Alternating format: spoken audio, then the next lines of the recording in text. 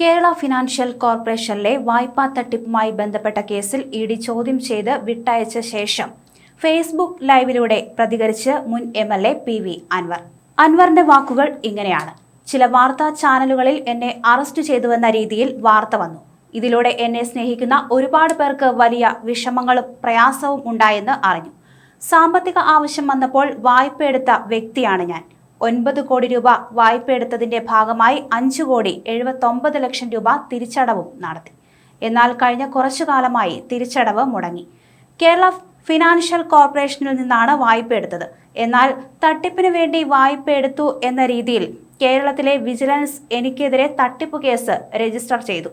മുഖ്യമന്ത്രിയുടെ നേരിട്ടുള്ള നിർദ്ദേശപ്രകാരമാണിത് എന്നാണ് ഞാൻ വിശ്വസിക്കുന്നത്. ഈ FIR ചൂണ്ടിക്കാണിച്ച് നൽകിയ പരാതിയുടെ അടിസ്ഥാനത്തിലാണ് എൻഫോഴ്സ്മെന്റ് ഡയറക്ടറേറ്റ് ഇപ്പോൾ കേസ് അന്വേഷിക്കുന്നത്.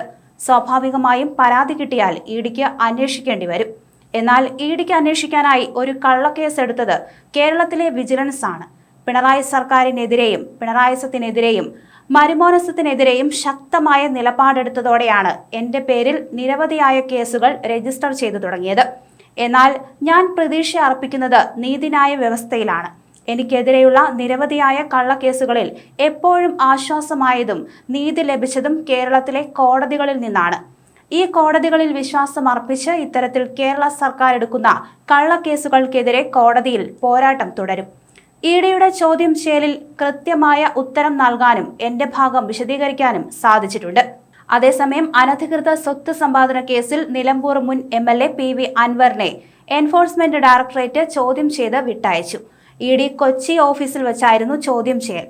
കേരള ഫിനാൻഷ്യൽ കോർപ്പറേഷനിലെ വായ്പാ തട്ടിപ്പ്, ആലുവയിൽ 11 ഏക്കർ ഭൂമി അനധികൃതമായി കൈവശപ്പെടുത്തൽ, അനധികൃത സ്വത്ത് വർധനവ് തുടങ്ങിയ കേസുകളാണ് അൻവറിനെതിരെ ചുമത്തിയിട്ടുള്ളത്. വ്യാഴാഴ്ച രാവിലെ 10:30 മുതൽ കൊച്ചി കടവന്തറയിലുള്ള ഇഡിയുടെ ഓഫീസിൽ നടന്ന ചോദ്യം ചെയ്യൽ രാത്രി വൈകും വരെ നീണ്ടുനിന്നു. 2015 കേരള ഫിനാൻഷ്യൽ കോർപ്പറേഷനിൽ വായ്പാ തട്ടിപ്പ് നടത്തിയെന്ന കേസുമായി ബന്ധപ്പെട്ടാണ് ചോദ്യം ചെയ്യൽ നടന്നത്.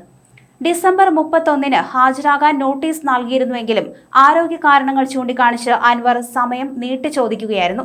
തുടർന്ന് ജനുവരി 7 ഹാജരാകാൻ വീണ്ടും നോട്ടീസ് നൽകിയതിന്റെ അടിസ്ഥാനത്തിലാണ് വ്യാഴാഴ്ച ചോദ്യം ചെയ്യൽ നടന്നത്.